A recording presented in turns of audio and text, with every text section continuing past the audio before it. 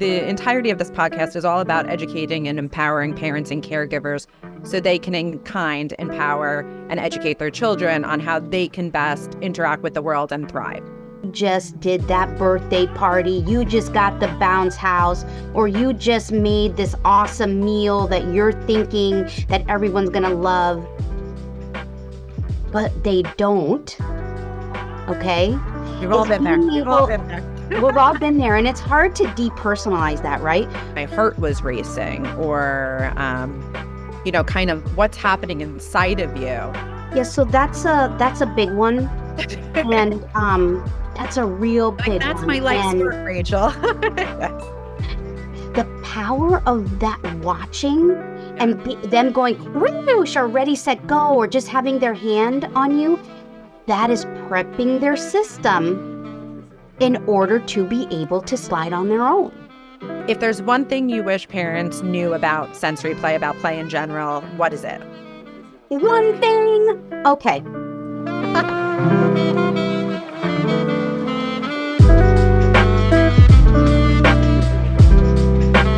Welcome back, everyone, to Sensory Play Reimagined, a podcast exploring how sensory play can help unlock your child's development and well-being potential.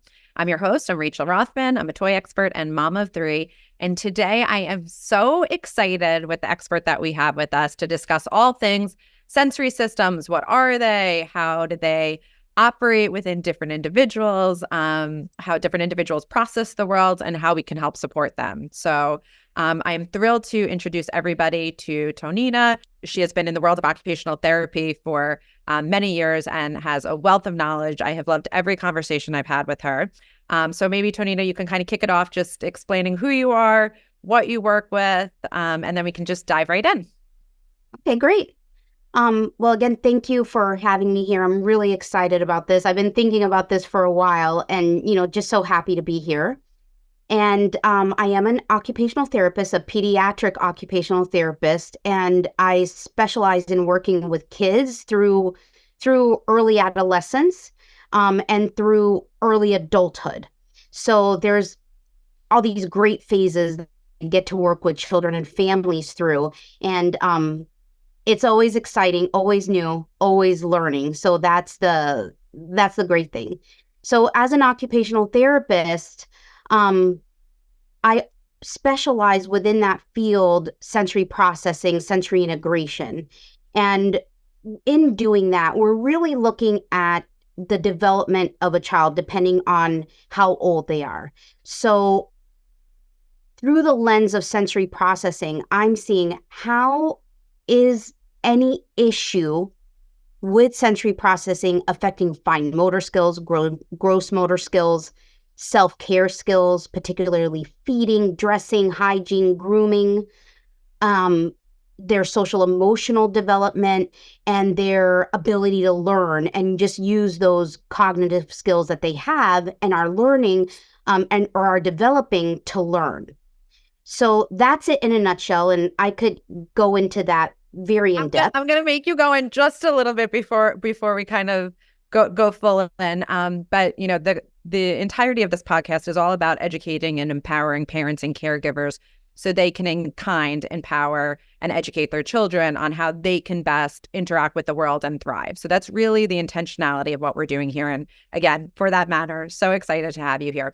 But maybe even we can just back up for a moment. If somebody is brand new to this podcast, if you could just kind of high level explain, what does sensory processing even mean? I think that it's really good kind of foundationally to just explain when you're saying sensory processing, what is it that you are referring to, kind of just contextually.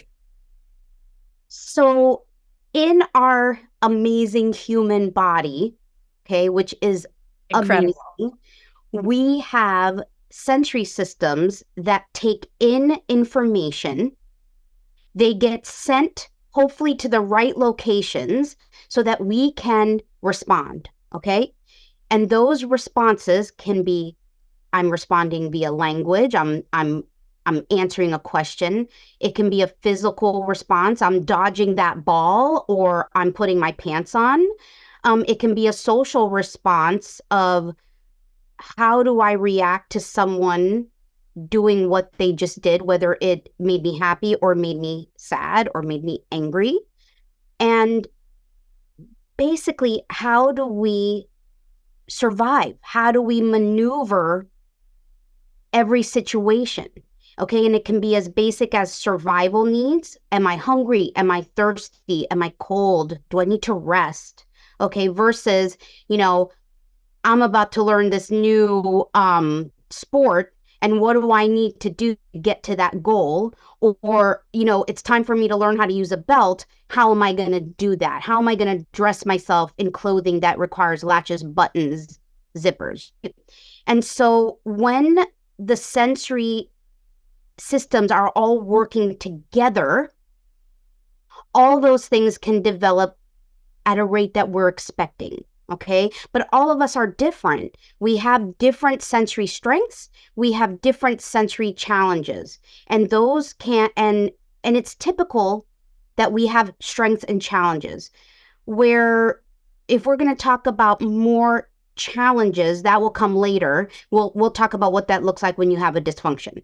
But with our sensory systems, the bottom of the pyramid, the foundation, is our tactile system. So that's our touch. It's our vestibular system. That's in our inner ear, both sides, where it's telling us how we're moving, where we are, what direction are we going in, where is our head positioned. But it's also very, very in tuned to how we react to situations and how we can focus and attend. And then we have the proprioceptive system. And the proprioceptive system is that system that tells us how we're positioned, regardless of whether we're looking at ourselves. If I have my arm here and someone says, put your other arm in that same position, I could do that without looking at myself with a good proprioceptive system. But it also tells us how hard or how soft I need to interact with my environment. Okay, so think your joints, your ligaments. How hard or how soft do I have to move? Okay, then we have the systems that people are more familiar with: auditory, how I'm processing what I hear, but not just can I hear, but can I distinguish and discriminate what am I hearing? And it's not just the sound, but it's also spatial. Is it to my right? Is it to my left? Is it behind me? Is it in front of me? Then we have the visual system, which, of course, in a sighted person, we are seeing what's around us. And if you are a person with sight, your visual system drives your motor system. Okay, it's really critical for good motor and fine motor skills, in addition to the benefit provides when we're learning to read and write and just see the world around us. We have olfactory system, and it allows us to process what we're and it's really important that this not just for smelling good things, but for smelling things that can alert us to, okay, that's different. And is it different danger, or is it different good? Okay, that olfactory system is really important for again, we're talking survival, and we're also talking develop high skills, right? And then our gustatory, okay, are how we're tasting things. Again, very important. Yes, we as parents and adults, we want our kids to eat. We want them to thrive. We want to eat healthy, delicious things. But those taste buds are also important for survival. Did that taste normal different, bad different? What's going on with something I'm tasting? Think about it. When you're smelling or tasting something that you're, ingesting, it will tell you, is that food gone bad, right? Or not.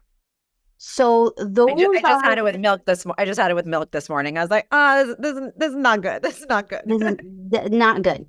Yeah. So we have all those systems coming together to tell me, how am I feeling? Where am I in space? How do I move in and out of this? How do I respond to that car that's coming because it's at a certain distance? Do I know that someone is behind me? Do I know that a car is approaching from behind me? Can I see? Do I have enough depth perception to tell me, oh, am I going down a slope? Caution here. Okay, so all of them are integrated together to keep us safe, to learn, and to develop new skills. I think that was wrap it up. Yeah, no, that was fantastic.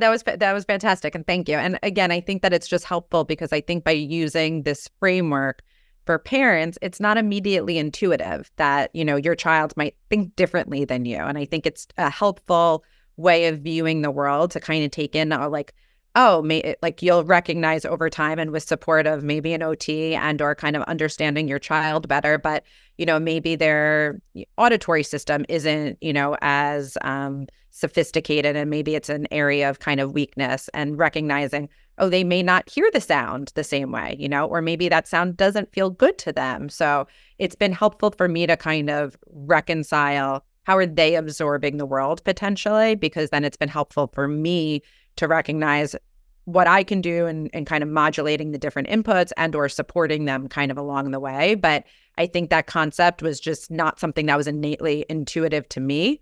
And it took kind of me better understanding and attuning to my children to really understand kind of even their own differences, because I think we just expect people to kind of absorb the world the way that we are. And as you get older, obviously, that that's not the case. But I think that the lens of, sensory glasses, whatever you want to call it, to then see the world and to try to understand how they might be absorbing it is really helpful. And, that's something that I'm hopeful we'll kind of dive into today. Is there something as parents, kind of before we dive in a little further, but something as parents, is there a tip or a strategy or a way that parents can better hone their own observational skills? Obviously kids, they're younger, they're playing a lot. Like, are there certain things that parents should be mindful of or clued into? Are there certain kind of things that, through your lens of expertise and knowledge that you find as, okay, this is a way to kind of tap into it or understand it? Or are there certain things that you have found helpful and supportive for parents to better understand it and, through observation? Yeah, so that's a big one. And that's a real big one. That's one. My life's work, Rachel. Yes. And it's important to think about it in terms of just general development as opposed to helping a child develop who has sensory processing issues. All children, all young adults, and even adults going through the different phases in their life have different ways of reacting to what is going on around them. Okay? So I don't know if I'm aging myself, but you have the people who need the Calgon take me away scenario before they're going to go into a meeting, before they're going to do that workshop, before they're going to dive into, that last chapter they're writing. And then you need the person who needs that heavy exercise, let me go build a fence type of person. They need that heavy input, right? And so we all have that. So you can relate to yourself when you're observing a child or another adult, your spouse, your partner even. This is how they are reacting to this situation. And notice, is it the same as me? Is that what I'm used to? Or is that what I'm not used to? And it isn't a diagnosis. It isn't a judgment. It's just simply, I expected that. I didn't expect that. So we want to look at that throughout our whole discussion. And then if I didn't expect it, what is their body? What are their words telling me about how I might adjust if I want this to be fun for the both of us, if I want this to be educational for the both of us or all four of us, whatever that might be, right? So that's really important. So one of the things I say, if we're going into a play session and we're doing something, or we're going to prepare a meal, or we're eating, or we're getting dressed, is take that moment. Of course, when you're not rushing, you take that moment to see, how did that movement affect my child? Are they smiling big, or are they, very worrisome? So I think it's fun to do the teacups, but my child may not think it's fun to do the teacups. So, I have wherever you, one who loves, I have one who doesn't mind, and I have one who really doesn't enjoy. So that's like I think that that's a good, framework for parents of like, it's funny, like that's one that we can all relate to, the teacup experience. And as a kid, I loved it. And it's funny how my systems have also evolved and shifted through pregnancy, through parenthood, like all these different things that like now I don't so much like it anymore.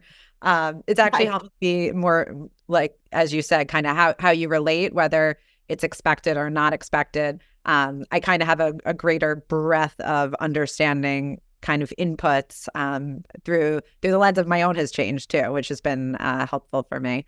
But I think, when my kids were younger, I would ask them a lot, like, how does that feel? And as they've gotten older, have kind of shifted the dialogue more to like, how do you know? How and when they say, sometimes kids, I love that they're becoming more emotionally aware. It's part of curriculums, et cetera.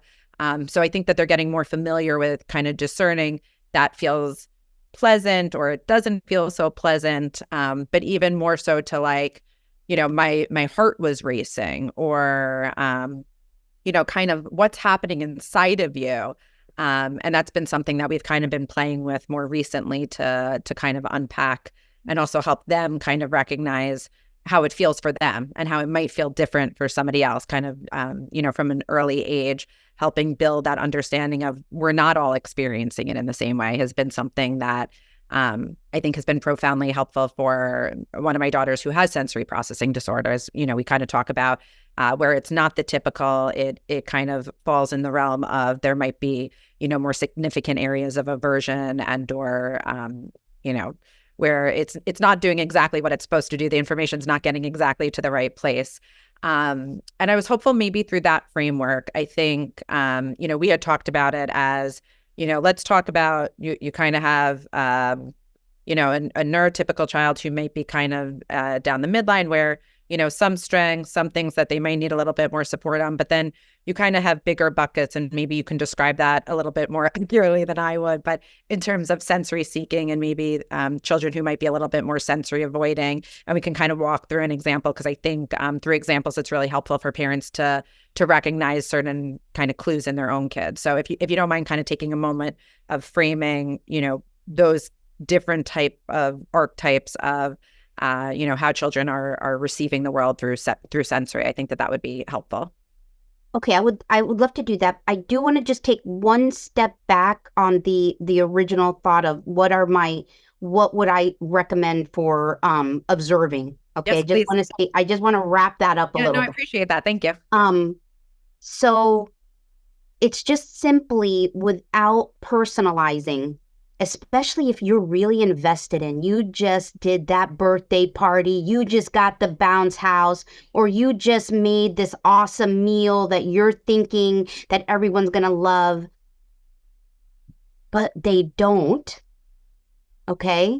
We've all been there. We've all been there. We've all been there. And it's hard to depersonalize that, right? But in terms of saying, okay, I'm accepting they didn't like that. But let me take a step back and say, and understand why and how, were there any clues I had along the way to let me know that might have been difficult? And if there were, use them the next time you're planning something that you think is going to be fun, right? Or something that you think is going to be delicious. And also being really mindful that younger kids and even older kids sometimes will not be able to articulate how they feel or why they feel it.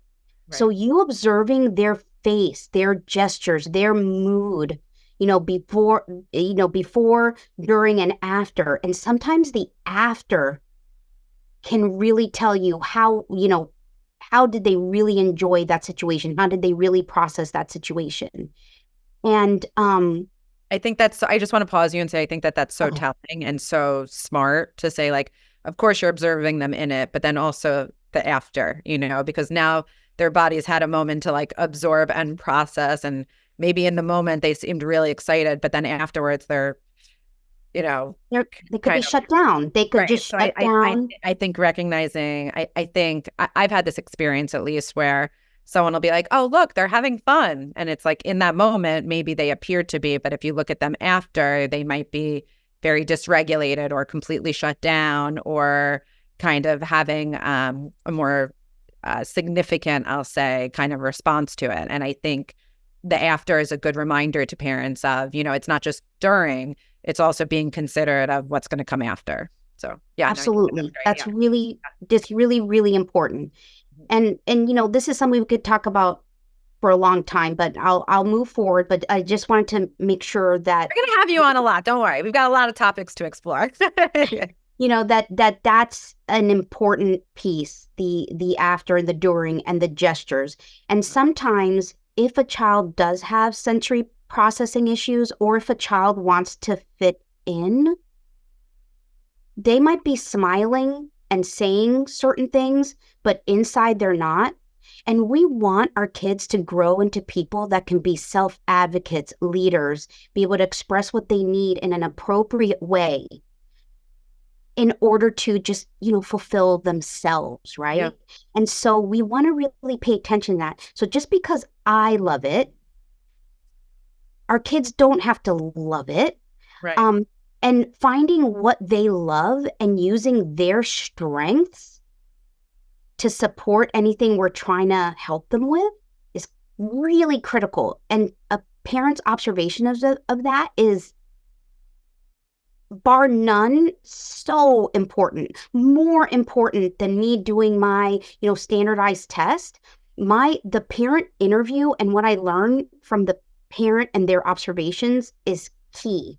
And if I need more observations, I'm going to help guide that based on what's happening with the child. I think that's beautiful. And like I think oftentimes a parent might feel like they're not the expert and or they don't have all the information. But I think even you just saying like, no, you are really the best resource. You are the best tool for understanding your child and supporting your child. That was something that I had a hard time with in the beginning. And again, through wonderful people like you have understood, the critical part in just understanding my child, but then also in terms of the support, like they're with me more than anybody else, Right. I recognize it takes an entire collaborative community to do it, but recognizing kind of the importance of kind of the parental units and the caregivers that are with them is a really nice way. And again, through the process of empowering the parents to help also support the empowerment of the child, I think is so critical and so beautiful. So thank you. Thank you for adding that additional context. Okay. I think it's really helpful. So now let's kind of dive into, if you don't mind, there are kids who tend to skew towards being more averse, where the stimuli might be too much, where sounds may be too loud, where tactily, the tag on their shirt might bother them, where it might be too much sensory overload for their mouth when they're eating, very flavorful foods, et cetera. Again, I'll let you kind of create the framework of, kind of the dichotomy of somebody who might be more sensory seeking and somebody who might be more sensory avoiding. And through that, again, like you said, it's a massive spectrum, and no two kids are exactly alike, and there might be mixed in different domains, but maybe we can kind of just speak to that overarchingly, and then dive into, a specific situation to kind of walk a parent through. Because again, I think, like you said, honing those observational skills, but I think even taking the step back of saying, okay, let's walk through this example and it might be helpful for them. So I'll take a pause if you don't mind kind of explaining those two buckets, and then we can dive into an activity. All right. So I'm going to go into the two buckets first and then explain why I'm going to add a third bucket in there. Yes, please. Okay. Yeah. All right. So go to the fourth too if you want. It's entirely up to you. I'll let you choose. all right. So you started with people who are have adversive reactions. And this can typically, not always, but typically look like being an avoider. Okay. So you are adverse to a sound. You're going to avoid those situations with the sound, meaning I'm not, going to be in the kitchen when you're using the blender, or I'm not even going to, I don't want my hair to be dried with a hair dryer. That's going to be, avoiding. But you can also have the kids who somehow are put themselves into the situation, and they're not necessarily avoiding it, but they become either aggressive in how they're reacting or fearful in how they're reacting, and somehow their bodies are telling me, I like it, I don't like it, I like it, I don't like it. Okay. And that can be confusing. So you can have the out and out avoider. I am avoiding this. I am not doing that. I will fight you tooth and nail to not eat that, touch that, look at that. Mm-hmm. Okay. But then you have the kids who it's confusing. Do I like it? Do I not like it? Mm-hmm. Okay. And then they're having more behavioral reactions that aren't necessarily about avoiding, but behavioral interactions in the moment without avoiding. Okay. It can be confusing. And so that's why sometimes these observations we're trying to make are very confusing, and hard to put together. Okay. So you can have the avoider or the person who just reacts so emotionally differently than you thought around that same kind of sensory input. And then you have the seeker, okay, where you are going to have the person who they need to jump harder, they need to crash harder, they need to squeeze. I clearly have one of these if you can't tell. Yes. When they're going to give you a kiss or a hug, it doesn't necessarily feel good to you because it ends up being a face butt or a nose butt or a chokehold. I had a chokehold. Or a chokehold, right? Because they're seeking too much. Because to them it feels good, but to the person they're squeezing or the person they're grabbing something out of their hand from, it doesn't feel good. Okay, so it goes beyond what is okay. You just like bear hugs versus wow, that's hurting me, right? And so you can also have the seeker in that movement realm where I'm having to jump, twirl excessively. I'm having to fidget excessively. I'm having to bounce excessively. I'm having to tap excessively. Okay. There's kids who are going to have to put things in their mouth all the time because they're seeking that. Now, mind you, that same child might not eat more than 3 types of food, but they're going to put things in their mouth. They're going to be twirling their hair. They're going to be seeking constant movement and touch at the same time, or constant movement and hand to mouth constantly there. They might have to repeat a song in a particular rhythm and a particular phrase over and over again. Or, they're going to be the button pusher where it's like, and they're going to keep doing that. Whereas us, we'd say, oh, I love that you're describing my weekend to a T, by the way. Right. Spot on. Yes. And so, we'd hear it 3 times and be done. Okay, that was cool 3 times. But there are some kids that they have to repeat and listen and hear that again. And I'm grateful. It was Idina Menzel Let It Go this weekend. So she's tolerable. If you have to listen to something 50 times, I suggest Idina Menzel be a part of the repertoire. Okay, good to know. And so, and some of that is not some of that is about that auditory. I keep on wanting to be stimulated, but part of that is about motor planning, having expectations, being gratified by knowing what's exactly going to come next. Mm-hmm. Right? And so you have what looks like seeking that isn't necessarily seeking that sound, but seeking understanding what is next, right? Oh, interesting. Again, okay. It's yes. Okay. So sometimes that distinguishing that is how your observations are really important so that we can see patterns. So that's why that third bucket I'm putting in is, I call it, the bystander. Okay. Here's my kiddo that just needs to watch for a really long time. They're not scared of the swing. They're not avoiding the slide, but their motor planning, their idea of how to move their body, their praxis skills, how do I start, how do I sequence, how do I execute my movement, and how do I stop it? They need to observe many times so that they can go action it. So they might look like an avoider, but really they just need to see it many times in order to start, sequence, motor plan, execute, right? So that's a really big part of sensory play, sensory processing. So I need to make sure I put that in there because there's a lot to unfold in the onion of sensory processing and sensory processing disorder. Super helpful. When we had kind of talked previously, we walked through the playground kind of environment, and I thought that was a really telling and helpful.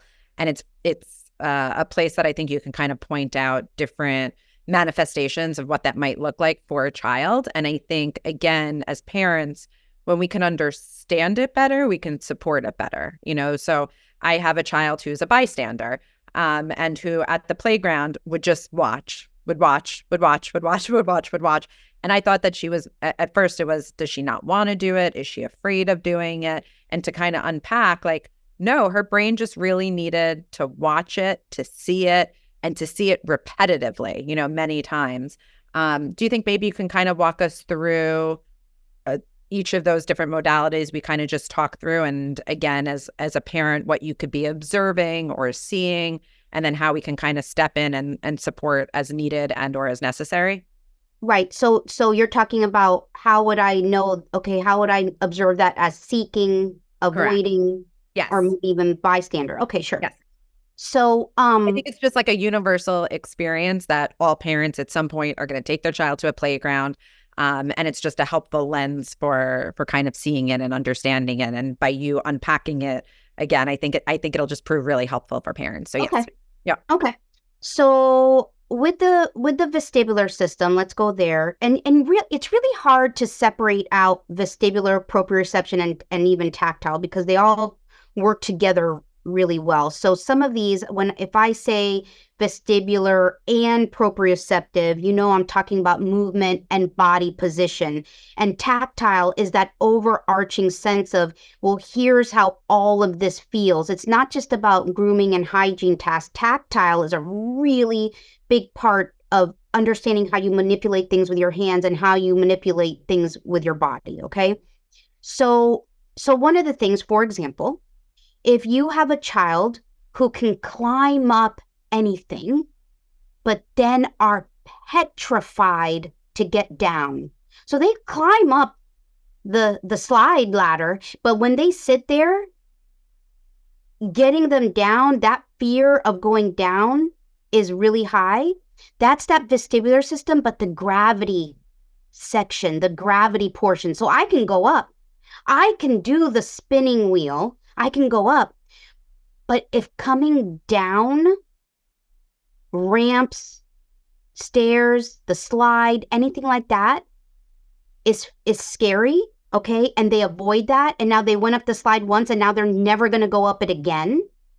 We know that they are avoiding and having an aversive, scary response to how gravity is affecting their body when they go up a little bit high.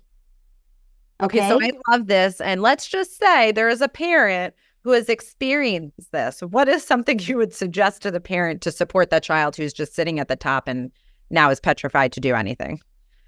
So depending on how old they are, so I if they really want to be able to slide because their friends and their siblings are, I have to make sure they're ready. But first, I'm gonna I'm going to use their strengths.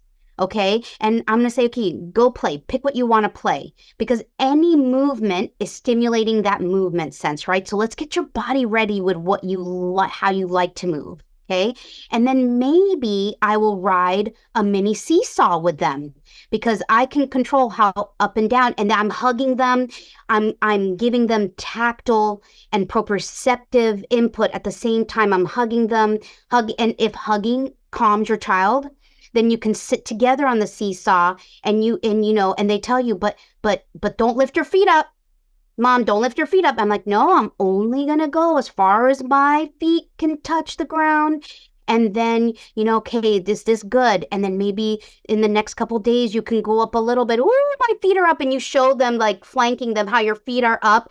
And they're like, okay, that was okay. So I'm giving them tactile and proprioceptive input that they calm with. Okay, this is not, you won't do this with a child who can't tolerate hugs.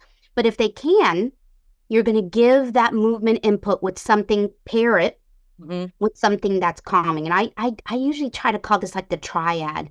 Let's flank the thing they're aversive to with two things that they love so much. I love that. So let's give them a sensory. Let's give them a hug. Okay. Let's have that feeling. But then maybe my singing, when I'm going boom, boom, boom, boom, boom, boom, boom. So if rhythmical sound helps them, I'm gonna boom, boom, boom the heck out of any movement that's gonna get me to help them process that downward angle, right? Then you can start on smaller ramps and walking up and down smaller ramps, sliding down like little wedges, and going up, if they agree, they go up the slide with you and you slide with them. And then I'll take myself away from the slide and I'll be next to them holding their hand the whole time. Or I have to hold their knee and their hand, and I'm like, coming down.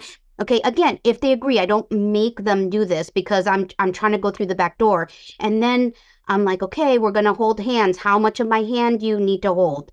And they hold it. And then at one point, they're like, I just have to touch your pinky, And then so you build up in fun ways, but you prep the system first by doing this triad concept, or just let them play, run, swing, because, if they like to swing, they like the merry-go-round, let them do those things to prep their body with something that they love.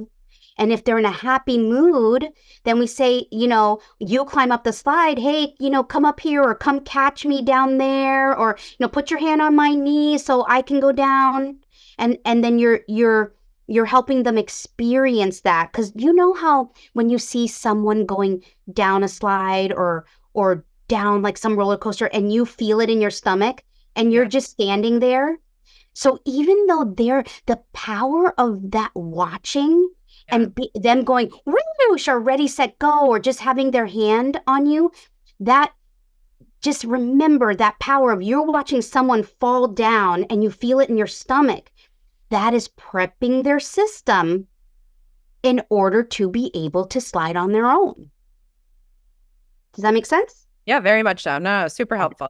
And again, I think it's a perfect example of, some kids go up and then you're thinking, oh, but they're ready to do it. They want to do it. But then there could be something else that kind of is introduced, as you said, in this case, gravity. Now, the higher up they get, that element of it is what's kind of, causing them to have an aversion or a not great feeling about it. Yeah, so. Or avoid that thing and never go on it again, and you might not know why. Exactly. And I think that, again, it's helpful to kind of unlock the why and to see it. So that I think that's great. I also think, and we had kind of been speaking about it, but also, and you had mentioned it, the bystander. So like the child who it's just, we think, okay, let's just go climb the monkey bars or whatever it might be. But there's actually a lot of like movements that have to happen. There's a lot of processes that are happening inside your head. And that for some people, it just looks really fluid and easy and they're able to just grab on and do it. Their body looks kind of more, gymnastics person, like where they're kind of just like gliding through it. And then there are other people where it's more like staccatic and it feels more, like that they're kind of hitting something each time and you can almost see it sometimes. So maybe we can kind of talk through a few other, we talked through kind of the slide, but maybe monkey bars or other elements and what that might look like for different children. Yeah, so if we're going from the bystander aspect and they're not scared of the height, they're not scared, they're not overreacting to the movement or aversive to the movement. The things you're talking about there is they have to watch so many times in order to see how to start, sequence, motor plan, execute, and terminate, right? And stop the activity. So you unpacked 5 different steps that I think a lot of people don't even think through, that it's just like, okay, monkey bars, and it's just one thing, but it's a series of things to get from start. It's a series of things, and each of those steps have a huge amount of sensory processing that needs to happen in order for you to start, sequence, motor plan, execute, terminate, right? Yeah. So many things have to happen in that time. So you'll have kids that when they try on their own, they're doing something, and where you would know, I need to move arm, leg, leg, or arm, leg, in order to get down, but they're holding on, not moving their arms, and their legs are going, and now they're all stretched out because they didn't bring the arm down in unison or in coordination with the lower body, right? And so when kids are bystanders and having to really watch a lot, they typically have some type of issue with motor planning, some type of issue with praxis. And praxis is all those steps that I talked about in one go for new activities. And so when they're watching and seeing it successfully, okay, then they go and try to imitate. If they have enough sensory processing, that watching and then imitating will be enough that in 1 or 2 or 3 times they have it. But with some kids, they try to do it, and they once they start, but then they don't know how to sequence. So they might start with their leg when they really should have started with their arm, or they might want to put their hand and their foot on the same prong when really they need to be separate from each other, right? And so when kids have a sensory processing issue, is they might start, but they can't continue on from there, or they do it in such an awkward way where it's like they're putting their head in first when really they need to put their body in first, or they're going to have a face plant. Right. And so that's a praxis issue, not a seeking or avoiding issue. Did I cover it? Yeah. No, that was great. That was great. Thank you. I appreciate it. So again, I think, so now let's, if you don't mind, kind of like, let's poke into this one a little bit more. So now you've identified, obviously, if it winds up being sensory processing disorder, something that would have to be appropriately diagnosed and supported, et cetera. But what are steps that a parent, if they're seeing that this is what's happening, what can parents do to support that? Like, are there kind of steps that parents can follow for it? Is it, okay, let's let them watch it and walk them through it and do it? Is there language that can be used to help support kind of the, okay, and what's next? Or a strategy that had been shared with me was kind of like making them more aware of what's happening, like, are there strategies or tools or tips that you would suggest if that's something that a parent is seeing happening? Yeah, and if it's not so severe that we start to avoid things, or it's not so severe that your child could be potentially getting hurt, right, when they're doing these things, then what I recommend is talking through, but not necessarily I wouldn't say what's next, because that's too much thinking. When we're climbing, we don't want to do a lot of thinking. We want it to become automatic. So what helps is rhythm and timing. So I may say, we're going up the ladder, foot, hand, we're going up the ladder. So when we're going up the ladder, I'm going to pattern it. I'm going to say, hand, foot, right? And then eventually I might be able to back it up and do just boom, boom, boom, boom. So they know the step already, and I don't have to pair it with the exact body part that's going. Right. Okay. So a lot of singing or just saying, like if you're not comfortable with singing, you can just say hand, hand, foot, foot, or hand, foot, whatever the pattern is, you say it out loud as the kids are doing it. As long as they're not adverse to the singing or the sound or adverse to trying it, there's a lot of ways you can do it, and then you show it. But when you show it, you say it. Hand, hand, foot, foot. Okay? All right, come on over here. Let's do hand, hand, foot, foot. And some kids might need you to help them place their hand. And I usually call that teamwork, right? When I say, okay, let's do it teamwork. Okay, you put your hand under mine or put your hand on top of mine, and we'll do hand, hand, foot, foot, right? And I'll do a teamwork approach. Now they've heard it, they've seen it, they felt it, and now they do it. And I usually do things in fives, in steps of fives. I give a lot of input, and then I lessen the input, and then they go do it. Yeah. So helping kind of build the foundation for it and slowly kind of peeling away so that they're able to do it independently. Right. Independently. Exactly. Super helpful. And I like that. I think all kids, it's scientifically backed that they're going to respond better to kind of the rhythmic and the sing-songy way in which you're doing it. I naturally just sing-songy pretty much everything in my life still to this day. I'll be like in a conversation and I'm doing it and I'm doing the swaying, it's become almost innate, but I agree the kids really respond well to it. Sorry, go ahead. I just want to say, and you'll also see that the kids will start saying the words, or they'll start doing the boom, boom instead. So you see what they're gravitating for. Do they need the words? Do they need the words at first? Do they need more the boom, boom associated with the action, or not? Because they'll start doing it themselves. Right. They'll start singing the song or doing the pattern, and you see this during fine motor, gross motor, self-care, like when they're tying their shoes, they'll do it. They'll start doing it. Right.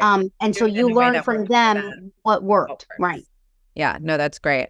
And since I've shared, I have a sensory seeker too. I've had the sensory seeker at the park.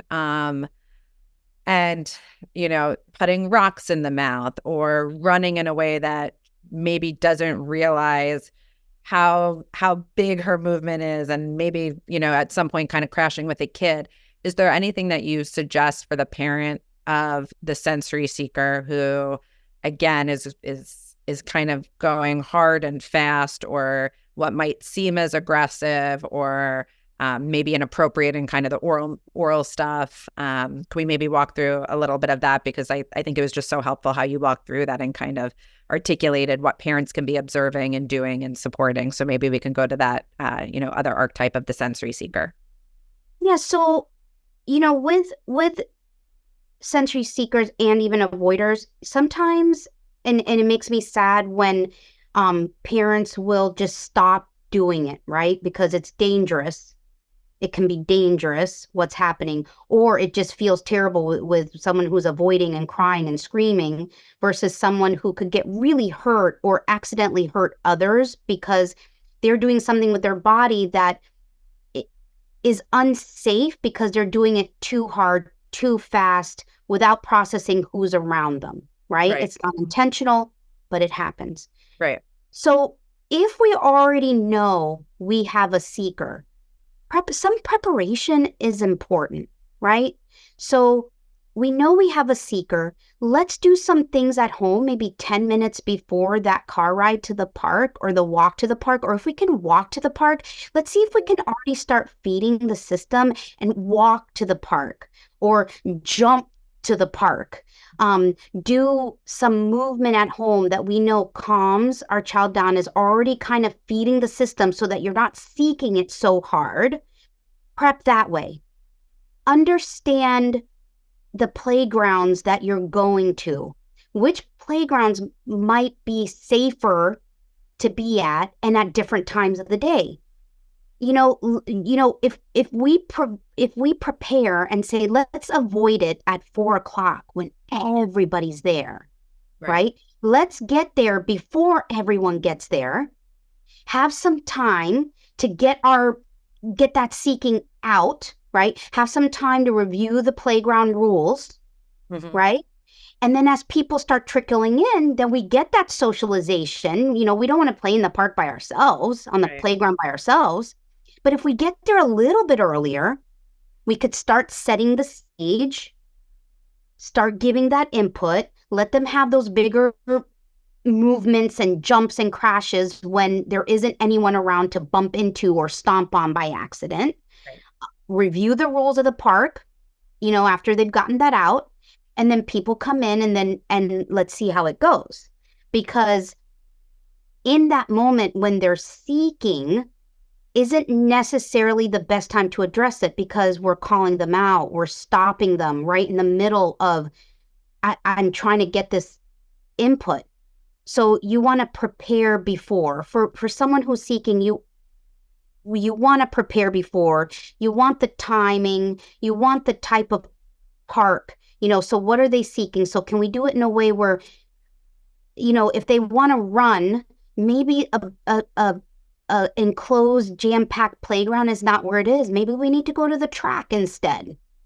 Maybe we need to go on a nature trail hike instead of that particular playground, and then wean in, and then we learn the things. If we do this before going to the playground, we have a much more successful time in relation to other people. Because remember, for them, when they're running, jumping, swinging, jumping off that swing, jumping off the top of the playground, going down the rope, not processing that other people are swinging, but I need to run there to get whatever it is I want to get. They're not having a bad time. Until they get hurt. Right? They're having a great time. So we need to help prepare them. We need to feed the need.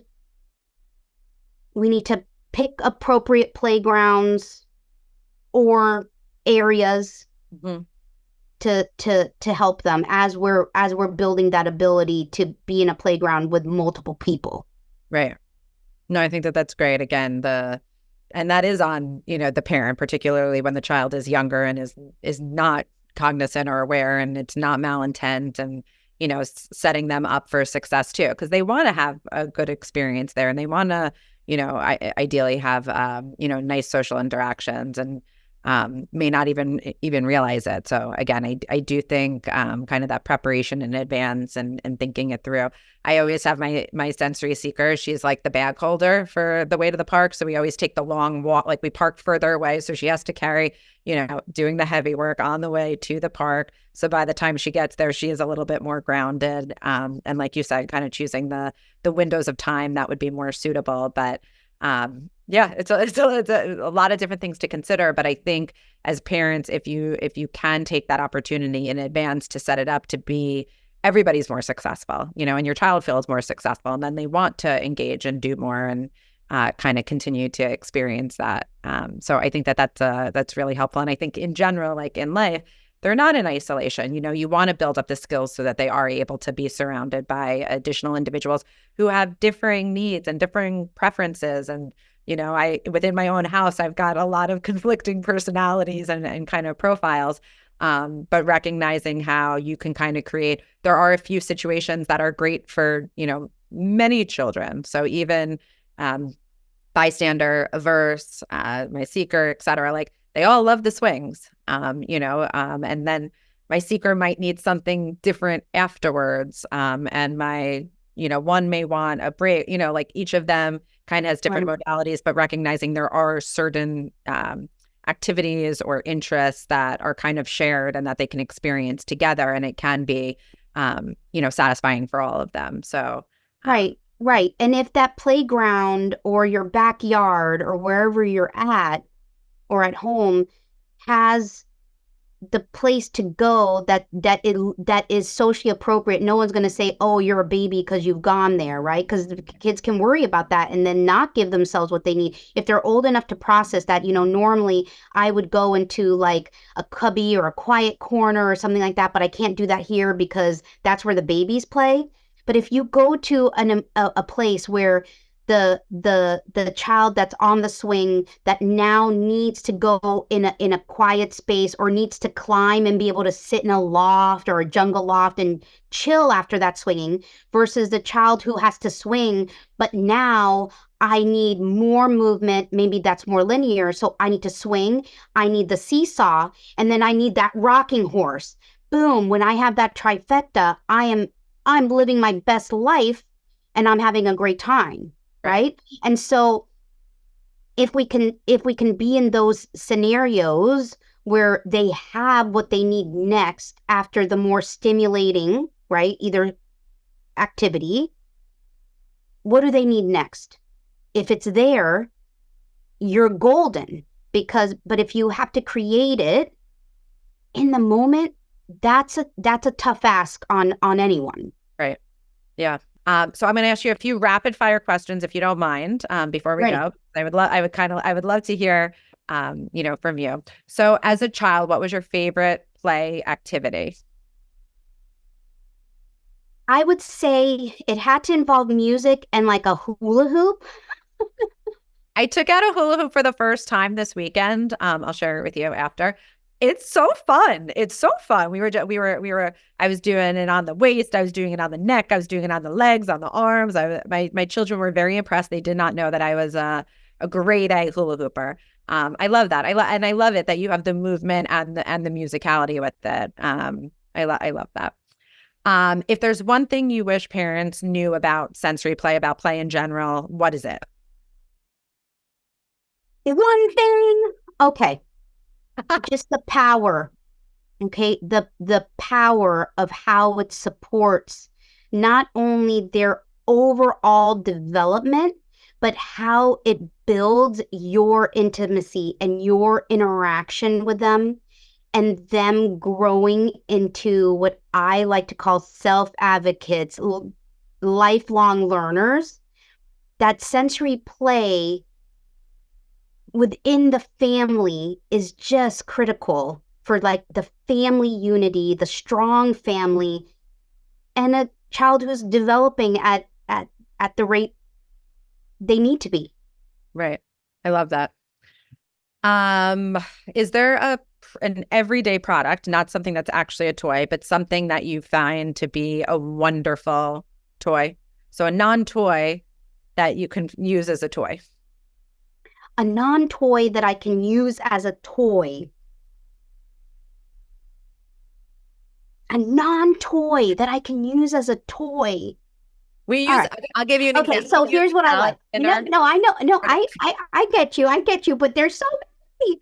But right now, I am loving just pulling out things from the kitchen, like strainers with different sizes of strainers, right? And to just really seeing what happens when I do sand or water, or if I've just made some ooey gooey stuff. Well, how does it come out of my strainers with the big holes, little holes, the slats on them, or the mesh strainers? I love that. Those have been key when I'm just like, wow, they want nothing out of my awesome go bag. Let's go to the kitchen. I love that. So the strainers. We also we do pipe cleaners through strainers for like different types of like beading and play. Yes. Strainers very versatile. No one has said that yet. I appreciate that, and I do appreciate a good the novelty of a strainer in so many different facets that you can use it for. That's wonderful. I'm going to share one of your resources, but I would love if there are any others. So you are a Genius of Play ambassador. So with the Toy Industry Association, you've written so many amazing and incredible articles, and we'll be sure to include it in kind of the crib notes for the podcast. Are there one you can feel free to share kind of more on what that is, but I would also love to know, are there any other resources or tools or kind of guidance that we could provide to parents as a resource? Sure. Well, with the Genius of Play, it is an amazing endeavor, and I love working with the Toy Association and all the other play ambassadors, and just that supporting all types of play and the power of play for developing and learning, right? And so I love doing that. So and the scope of the articles are really grand and just really robust, and I really enjoy them. I enjoy writing them. I enjoy reading them. I enjoy sharing not only mine, but the other play ambassadors as little snippets of things. Hey, to other parents, to other colleagues, and let them know, like, hey, what do you think about this? And it just opens up that conversation of, okay, here's what we could do in clinic, out of clinic, at home, what we could do. So I really enjoy that. And I highly recommend going on there. It's very robust, and fun, and really fun, great activities, to try, and nuance for your own family and your own child, and based on their age. I have a website called mPowerMe Toys, and it's a labor of love. It's not fancy, but it came from parents and other colleagues wanting, hey, I have a birthday coming up, I have a holiday coming up, I have a wish list coming up, the grandparents are asking me what we need. I keep on getting things that are breaking. I have I call them dust collectors. I have things that are just breaking. I have things that are just sitting there in the attic now. I have so many things. Can you please help me understand what I need to buy? Yeah. What do I need to buy and have? And so it's really born out of that, where I talk about some of my favorite things. I talk about my favorite toys, games, gadgets, and I talk about the sensory systems. And I have like a little blog section where I might talk about bedtime strategies, sensory, playing with a child who has sensory processing disorder, playing with a child who in particular has tactile defensiveness, things like that. And so that the website has my favorite things, and I even go into some things of, here's how I have this game, but here's how I augment it if I want to use it for visual, auditory, more executive functioning. Here's how I would use it for a child who has low vision. Okay, here's how I would use it with a child who is tactile defensive, for example. And so that's a resource, and that comes out of, I own all these things. I or my panel of experts, we own them, we play with them, we've had them for years, and I tell you, if I haven't had it for years, but hey, here's my 3-month take on it, or I've had this for 8 years and I must buy it always and keep it in stock. So that's that resource. Thank you. Phenomenal. And again, I just want to say thank you. Thank you so much for being on. Thank you so much for all that you're doing in support of children and parents. I think more than anything, empowering, exactly what you're describing and talking about. Parents to want to dive into this, to want to support, to want to see, we talked about survival in the beginning. I think it's, how can we go from just trying to survive to thriving? And I think it's beautiful what you're doing in support of that. So thank you so much. And I can't wait to have you back on. Thank you. It was such a pleasure. And don't forget to like, share, and subscribe to this channel, and visit our sponsor EduShape's website and social media pages for more insightful conversations on all things toys and child development.